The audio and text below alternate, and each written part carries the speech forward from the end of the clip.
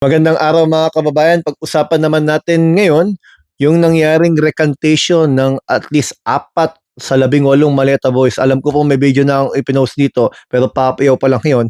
Mas magandang busisiin natin yung detalye sa pagkakataong ito. Pero kung hindi pa po kayo nakasubscribe, ano pong dapat gawin?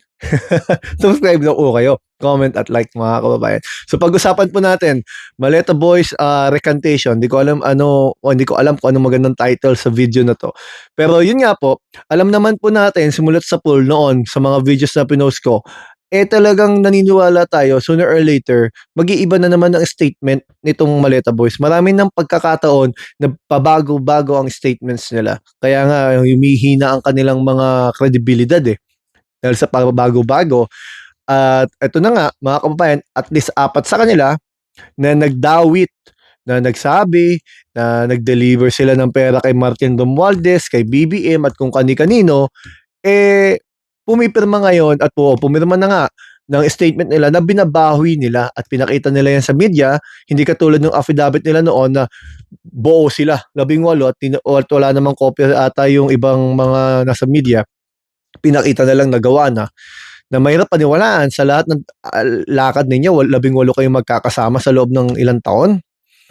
But anyway, 4 sa kanila nga ay bumaligtad na at sinabi nila sa kanilang mga statement na pinangakuan sila noon ng malalaking halaga ni Attorney Baligod na sina Congressman Defensor, dating Congressman Defensor at sina Marcoleta na ang bahalang magpatunay noon.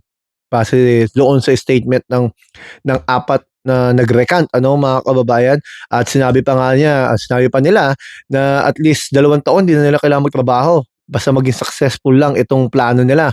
Mga kababayan, at kaya tingin natin, kaya siguro nagpakilala sila mga Marines to gain sympathy sa sa forces.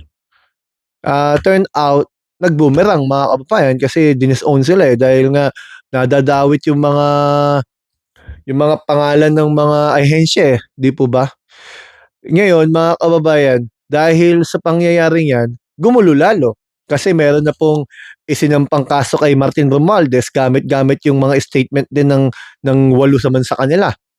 So, anong magiging epekto nun? Ang sabi ng Ombudsman Remulla kanina, neither. Wala. Walang epekto kasi meron pa silang ibang mga hawak.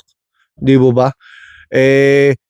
Ang alam natin, ombudsman na rin mga kababayan ang hahawak ng investigasyon sa flood control, ipinasa na ng Senado, which is magandang pangyayari yan at mapapabilis yan tingin ko ang pagsasampa ng kaso. Kung sa Sandigan man, Bayan man yan, mapapalakas yan dahil nasa ombudsman na at marami na ring nagawang investigasyon ng Senado. At ito ngang pag-recant ng Maleta Boys ay magbibigay ng ibang direksyon sa tinatakbo ng investigasyon mga kababayan. Dahil bagamat yung unang nilang mga statement pabago-bago na, nadagdagan pa yung dapat pag-aralan ng gusto ng taong bayan at ng husgado mismo. Ang hindi lang natin medyo maintindihan yung kagustuhan ng ombudsman na gawing state witness si Bonoan, na dahil nga katwiran nila cooperating witness at siguro nga sa edad at mayroon atang karamdaman, pero ganun pa man, ang Maleta Boys daw ay still be charged as part of the accused. Kumbaga kasi parte sila sa ginawang krimen na kasing ginawa nila mga kababayan 'di ba? Doon pa lang sa cyber libel lang ginawa nila, kung ano-anong mga pagbibintang na ginawa nila, pagpaplano nilang kung ano-anong sabihin hindi tama. Pero maaari lang yun mawala siguro kung itetestigo talaga sila, aaminin nila yung mga dapat nilang aminin. May mga iba naman nagsasabi kaya siguro bumaliktad, wala ng financer nila nakakulong na yung mga financer nila Isipin niyo po, 'pag pumupunta sa hearing yang mga yan, ang nagtatanong sila Marcoleta rin ang nagtatama ng sagot nila.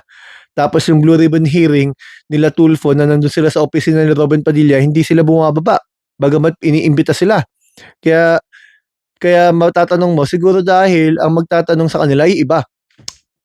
Hindi sila Marcoleta na itatama yung sagot nila dahil para bang mas alam pa, mga kababayan, yung sagot nila. Napansin ko lamang po, bigyan ko lamang po ng ilang komento yung ginagawa ni Boyeng Remulla mga kababayan. Sa totoo lang mga kababayan, ang dami niyang ginagawa matindi 'tong taong 'to. Isipin niyo po, hinahabol niya yung nag-motion for reconsideration sila para sa bail ni Revilla, which is understandable kasi kung pinagbigyan siya mag-bail, bakit yung ibang mga co-accused niya hindi pinagbigyan, eh, pare-pareho naman sila ng kaso, 'di po ba? Ang alam natin pare-pareho sila ng kaso, eh, malversation at kung ano-ano pa, eh, 'di ba? Hindi naman lalabas ang pondo ng hindi inaprubahan ng dapat mag-aproba, 'di po ba? Ang dami nilang iniimbestigahan. Ah, ano pa bang, ano 'yan, yung flood control nga, tapos ngayon yung obstruction of justice, 'yan sila Cayetano dahil ipinasa na rin ni Ping Lacson yung kanyang mga natuklasan, 'di po ba? Bukod pa diyan yung I think sa NBI ata 'yan ano mga kababayan, yung kay Leandro Leviste, sa kanyang nanay, dahil nga doon sa solar nila ano, kaya maraming magiging kaso. Ano, napaliwanag ko po 'to sa iba kong videos, eh, pero balik lang po tayo dito sa Maleta Boys ano. Ang tanong ko po lagi, mga kababayan, kasi hindi ko maintindihan yung ibang DDS, bakit ba kapag ang nagsalita ay yung grupo nila Cayetano ano, na para bang gustong-gusto nila sila lang may gusto ng katotohanan at kapagka hindi sila nag-iimbestiga, eh, wala ng may gusto ng katotohanan. Pero ang katotohanan mga kababayan 2017, 2018 may binulgar na sila andaya na congressman pa nga si Marcoleta dun, eh. 332 billion na korapsyon at nung 2020 sinabi mismo ni Digong may korapsyon sa DPWH, may flood control controversy. Nakaupo niyan mga panahon na 'yan, sila Cayetano. Pero meron ba silang investigasyon na ginawa? Meron ba silang mga pinaimbestigahan? Meron ba silang mga pinakulong? Sa pagkakatanda ko mga kababayan, yung SONA na naman kayo ni BBM, diyan niya 'yan kinastigo. At diyan pinasimulan ng mga investigasyon. At kay BBM, nakulong ang Diskaya, si Revilla, si Jinggoy, si Bonoan, ang mga Bulacan Boys, at kung sino-sino pang marami pang mga nakahain sa ombudsman na dapat mapanagot. So, pinasimulan ni BBM kung tutuusin itong lahat ng ito. Pero inaako nila na sila na ngayon ang may gusto ng katotohanan pero sila yung nasa poder, hindi nila 'to inimbestigahan mga kababayan, 'di po ba? Hanggang dito po muna, iiwanan ko po ay may tanong po pala ako mga kababayan 'no. Sa lahat ng ito, mga kababayan, sa lahat ng ito, dapat ba sa tingin ninyo dapat bang ma-disbar sa pagiging abogado itong si Attorney Baligod? Kasi si Attorney Baligod, yan din yung naging ano sa ano, eh, PDAP scam sa pork barrel mga kababayan, dinawit niya si Miriam Santiago tapos binawi rin niya. So yan ang iiwanan kong tanong sa inyo mga kababayan. Hanggang dito po muna. Kung di pa po kayo naka-subscribe, subscribe po kayo, comment at like. Marami pong salamat mga kababayan.